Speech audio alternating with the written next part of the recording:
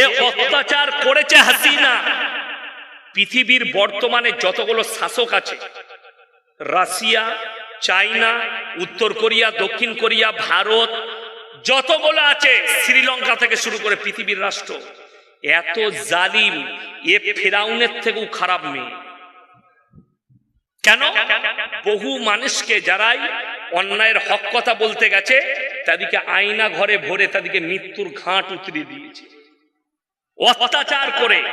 একজন মুফতি সাহেব কওমি মাদ্রাসার, তিনি আয়না ঘর থেকে বেরিয়ে এসে তার অভিজ্ঞতা বলছিলেন, বলতে বলতে কেঁদে ফেলেছিলেন যে আমাকে যখন আয়না ঘরে রাখা হয় আমি বুঝতেই পারিনি যে আজকের তারিখটা কত। খাবার দিত, পচা খাবার, খেতে পারতাম না।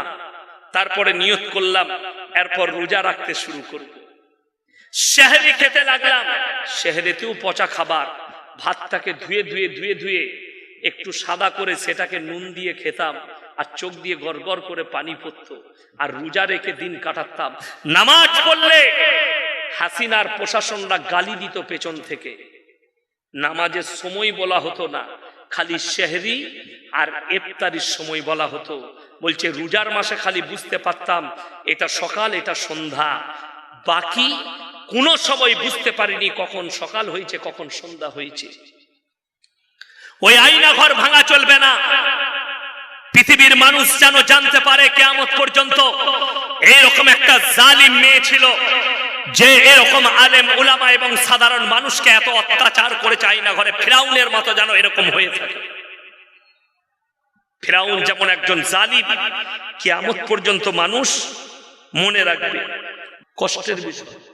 আমার বর্তমানে আমার আব্বাজিও দেখেছে, ছোটবেলায় আমিও দেখলাম, তেঁতুল গাছ, একদম বুড়ো তেঁতুল গাছ।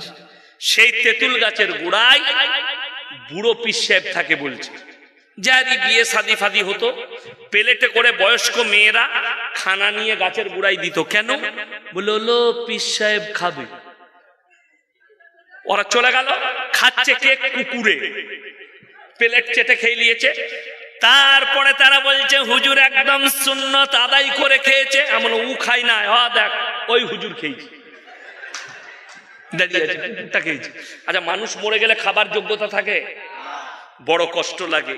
আমাদের সমাজের গুটকাখোর জিলাপি হুজুররা বলছে পীর মরে গেলেও খায়, কবরে চিন্নি দিলে খায়, কবরে এই দিলে খায়। শুনে যান, কবরে যদি চাদর চড়ানো জায়েজ হতো, আল্লাহর রসুলের কবরটা আসমান পর্যন্ত হিরে মতি মুক্ত চাদরে ঢেকে যেত। আল্লাহর রসুলের কবরে জায়েজ নেই, পৃথিবীর আর কোন মৌলবি মুল্লা পীর ফকিরের কবরে জায়েজ হবে না। যারা এখানে আছেন, দাদা হুজুর পীর কেবলা রহমতুল্লাহ আলাই ফুরফুরার মাটিতে শুয়ে আছে। যারা দাদা হুজুরকে ভালোবাসেন, সকালবেলায় ফুরফুরায় যাবেন, আর গিয়ে যে কোনো হুজুরের বাড়িতে বলবেন ওসিয়তনামাটা বার করুন।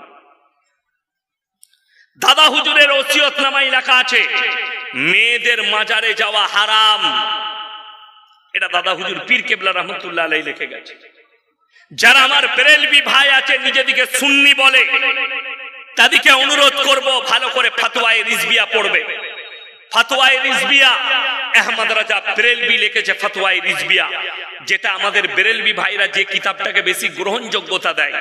এই ফতোয়ায়ে রিজভিয়ার খণ্ড নম্বর 24, পৃষ্ঠা নম্বর 497, তিনি লিখেছেন মেয়েদের মাজারে যাওয়া তো দূরের কথা, নিয়ত করাটাও হারাম মেয়েদের জন্য। চলুন, আপনি বলছেন দাদা হুজুর পীর কেবলা রহমতুল্লাহ আলাইকে ভালোবাসি, খুব মহব্বত করেন, কিন্তু এই মেদিনীপুর, হাওড়া, হুগলির মানুষ, 24 পরগনার মানুষ বাঁশ ভাড়া করে বউ বিটিকে আজমিরে নিয়ে গিয়ে সেখানে সিজদা দিয়ে চাদর চড়িয়ে আসছে।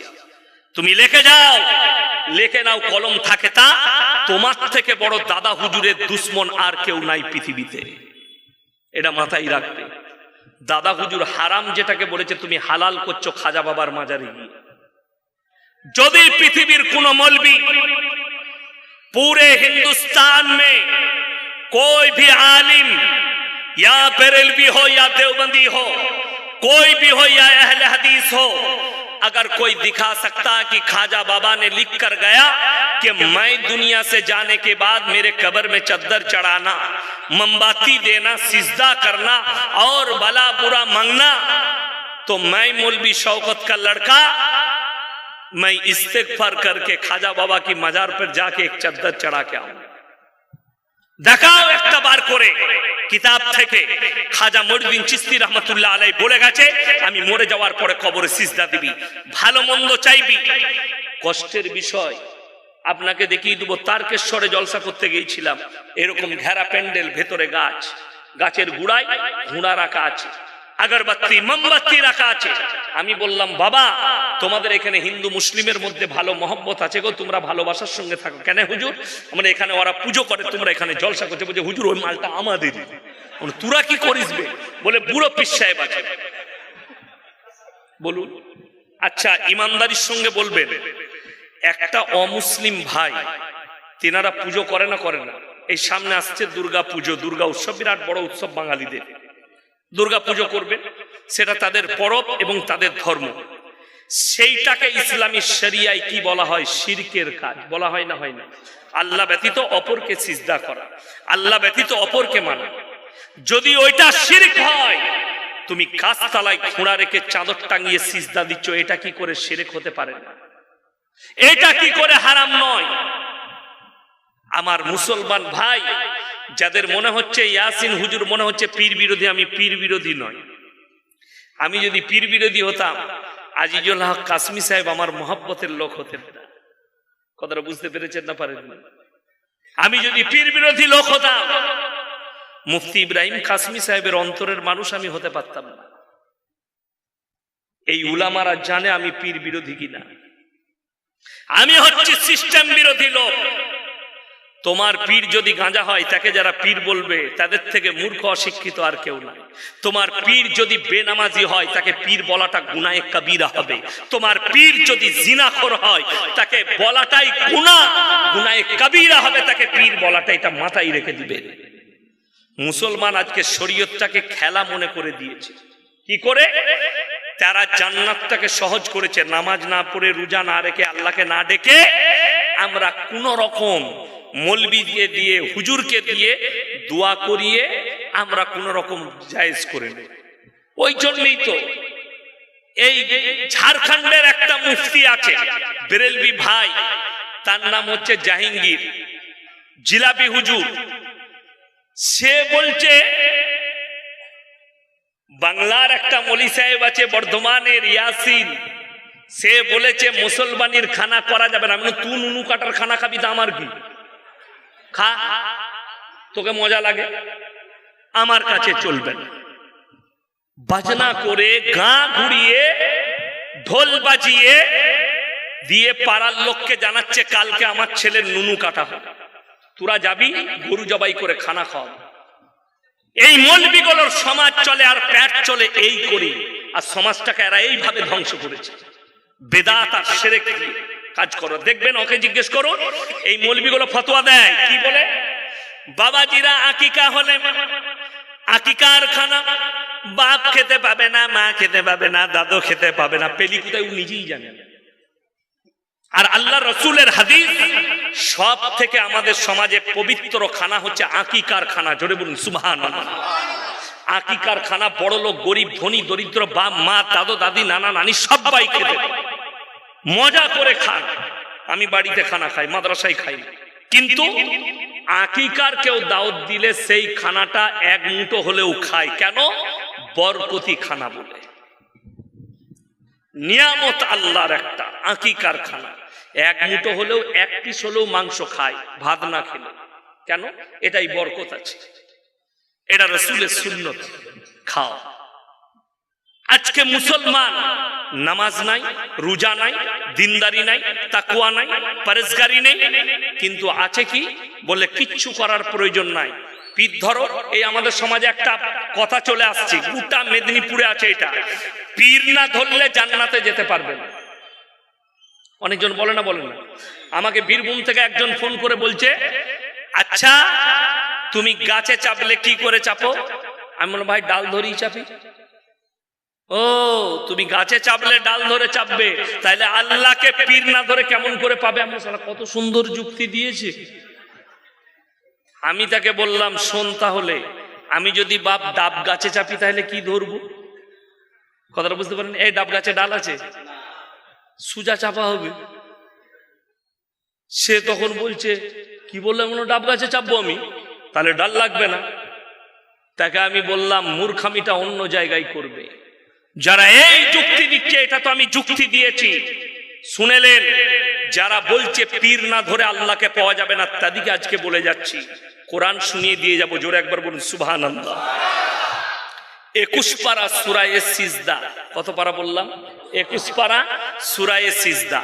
আমার আল্লাহ তাআলা সিস্টেম দিয়ে দিলেন যে ডাইরেক্ট আল্লাহর সঙ্গে সম্পর্ক কিভাবে হবে। একটা উদাহরণ দিয়ে দিই। কোনো ছেলে যদি কোনো মেয়েকে ভালোবাসে, সে কি বলে? তো রাঙামাটি বাস স্ট্যান্ডে আসবি, সবারই সামনে তোকে আমি জোরে বলবো আই লাভ ইউ, এরকম বলে কেউ? আর বলবে? বলবে না। এমনি তো এখন প্রেমের সব সিস্টেম পাল্টে গেছে, আমরা আর বুঝতে পারবেন না বাপ দাদর, কি বললেন? ডিজাইনই আলাদা প্রেমের।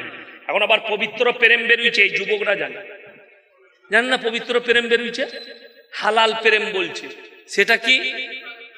ফোন করে বলছে, আসসালামু আলাইকুম, শোনা নামাজ পড়েছ? হ্যাঁ পড়েছি। তুমি পড়েছো? হ্যাঁ পড়েছি। আচ্ছা কি খেলে? ভাত। সারা রাত এইভাবে কথা বলছে। এরপর হালাল প্রেম শুনেলেন, ফজরের আজান দিয়েছে, বলছে, শোনা তুমি নামাজ পড়বে না? হ্যাঁ পড়বো। তুমি? বলে হ্যাঁ আমিও পড়বো। বলে তাহলে রেখে দিয়ে, আজান হয়ে গেছে। বলে রাখবে, একটা দিবে না? এই যারা বুঝার তারা বুঝে গেছে বলে হাসছে। কি বুঝলেন? নাউজুবিল্লাহ। এটার নাম দিচ্ছে হালাল প্রেম। শুনেলেন? আমি উদাহরণ দিচ্ছি। কোন ছেলে যদি কোনো মেয়েকে রিয়েল ভালোবাসে, রিয়েল মোহাব্বত করে, কোথায় করে জানে? যখন সবাই ঘুমিয়ে যায় বাড়ি, প্রেমিকের ঘরে সবাই ঘুমিয়ে গেছে, একাই কামরায়, প্রেমিকা একাই নিজের কামরায়, রাত 12টার সময় সবাই নিঝুম, ই ফোন লাগিয়েছে, তোমাকে লাভ হলে আমি কিন্তু মরে যাবো, আমি মারাই যাবো, কবে বিয়ে করবো? এই যে কান্নাটা, এটাই কিন্তু অরিজিনাল প্রেম। সে সত্যিকারই তাকে মহব্বত করে, সেই প্রেমটা ইজহার করছে নিরালায়, কারুর সামনে নয়, গোপনে প্রকাশ করছে। এটাই হচ্ছে অরিজিনাল প্রেম।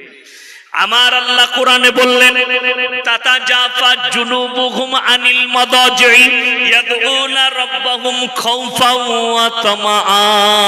হে আমার বিশ্ব নবী বলো, পৃথিবীর সবাই যখন নিদ্রায় চলে যাবে, আমার সঙ্গে যারা প্রেম করতে চায় তারা নামাজের পাটিতে আসবে আর তাহাজ্জুদের নামাজ পড়বে, আর নিরালায় আমার কাছে কান্নাকাটি করবে, ডাইরেক্ট আমার আল্লাহর সঙ্গে সম্পর্ক হবে। জোরে বলুন সুবহানাল্লাহ।